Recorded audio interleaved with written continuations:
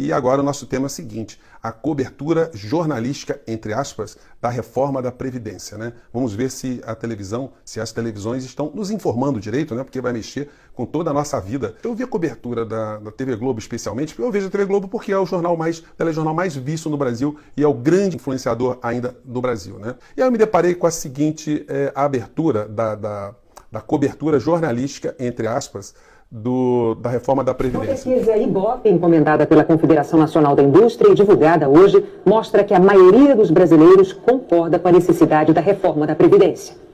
Vocês prestaram atenção? A maioria do povo brasileiro concorda com a reforma da Previdência, né? Mas o engraçado é o seguinte, aí no corpo da matéria, como a coisa passou já com essa abertura, então no teu cérebro você já registrou que a maioria é a favor da reforma da Previdência.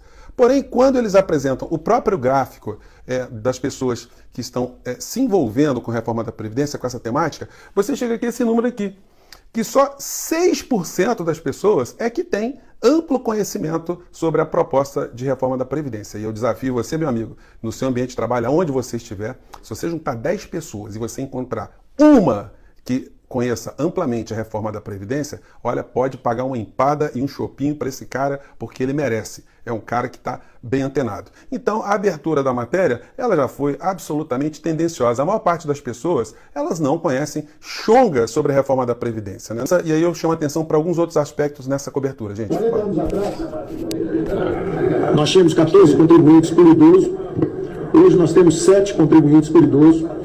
E quando os filhos e netos dos presentes aqui pensarem em se aposentar, de acordo com a demografia, serão 2,3 jovens para cada idoso. Uma característica aí da propaganda da reforma da Previdência que o ministro Paulo Guedes usa com muita eficiência é colocar números espetaculosos. Ele está fazendo a projeção para o ano de 2060. Em 2060, gente, todos os números são espetaculosos, né? Quando ele fala assim, não, nós vamos economizar tantos trilhões em 30 anos. É sempre números espetaculosos justamente para reforçar uma ideia positiva que a reforma da Previdência ela vai mudar números gigantescos, né? E a matéria é longa. Aí o interessante é o seguinte, o Jornal Nacional, ele foi passando o tempo todo gráficos que não estão na fala do ministro Guedes. E depois apresenta também, ao longo da matéria, a apresentação lá em PowerPoint lá do ministro Marinho, né, do deputado, e mais gráfico, e vai falando, Zileide Silva, e toma matéria, e estamos falando da Previdência. Seguinte, não aparece, gente, isso é um negócio incrível. Se você fosse dono de uma televisão e a tua equipe chegasse com esse tipo de cobertura jornalística, entre aspas, eu duvido que você ia manter a equipe. Sabe por quê? Porque não houve o contraditório. Não houve nenhuma pessoa, nenhum deputado, nenhuma fala na matéria que aponte alguma crítica à fala do ministro Guedes, à proposta da reforma da Previdência e por aí vai. Mas como o nosso canal aqui é um canal curioso, eu peguei aqui uma fala da deputada Jandira Fegali. Mas eu acho que a fala dela é uma fala que funcionaria muito bem no telejornal para poder fazer um contraponto e você tirar suas próprias conclusões. Como você que viu o Jornal Nacional, você não viu essa fala da deputada Jandira Fegali, eu vou colocar aqui alguns pontos aqui da fala dela para você tirar suas próprias conclusões. Vamos lá, fala, deputada. Primeiro-ministro, acho que os representantes aqui do povo brasileiro e da população brasileira precisariam, no mínimo, ficarem chocados com o que viram e ouviram hoje aqui na apresentação da equipe do governo. Se não há desconhecimento e não há má-fé, nós precisaríamos interpretar a apresentação do governo como um projeto claro de eliminação da Previdência Pública brasileira. Porque, obviamente, decretar que esse sistema está falido é uma decretação de quem ou não conhece o sistema, não conhece o histórico da Previdência Social brasileira e a construção que se fez na Constituição, ou de fato aponta para um projeto claro, aliás, está escrito na lâmina da capitalização, que é um modelo alternativo ao atual modelo brasileiro. Se ele é alternativo, ele substitui o modelo de seguridade pelo modelo de capitalização. E eu ouso afirmar aqui, como quem trabalha nesse tema há 30 anos, de que esse é um modelo absolutamente sustentável, porque ele é um modelo quadripartite. Ele não apenas tem a contribuição dos trabalhadores, dos empregadores e da União, porque a União está na Constituição como contribuidora, e ela nunca passou de 1/3, mesmo nos momentos de maior crise, nunca passou de 29%, nos momentos de maior crise, mas também tributa o capital, através das contribuições sociais, que são colocados sobre o faturamento e lucro das empresas. E a substituição que é proposta é dizer para o cidadão o seguinte: nada disso mais contribui para sustentar a Seguridade Social brasileira, e agora vai você, cidadão, você sozinho, que é o que se aponta, lá para o banco, resolver sua vida. Poupar o que puder, quando puder, você e o banco.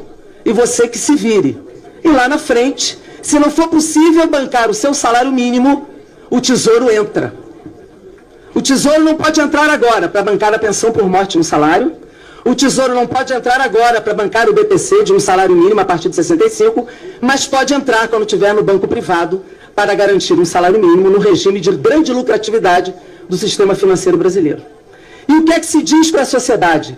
Nós estamos acabando com os privilégios. Aí quando nós olhamos, nós dizemos o seguinte: Paulo Guedes, Rogério Marinho, ministro e secretário, nós estamos abrindo todos os dados. Isso não é verdade.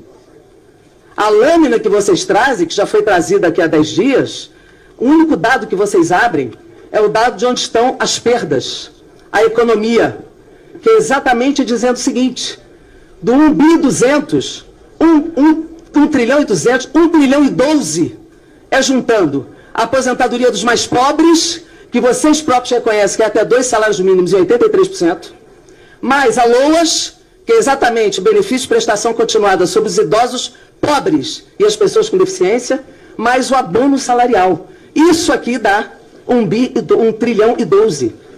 Apenas o resto está sobre os servidores públicos.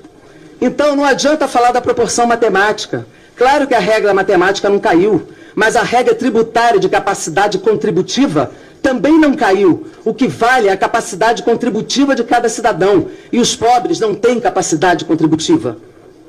É isso que vale na regra tributária, de quem pode contribuir. E esses não podem. R$50 para quem ganha um salário mínimo é muito. É muito.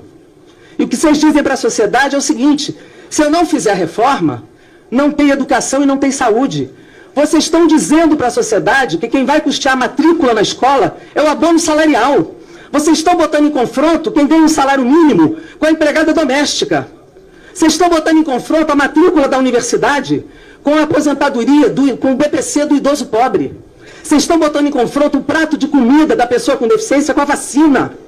Quando, na verdade, o que vocês estão fazendo é tirando de quem ganha até 2 salários para dar para os bancos. É isso que vocês estão fazendo.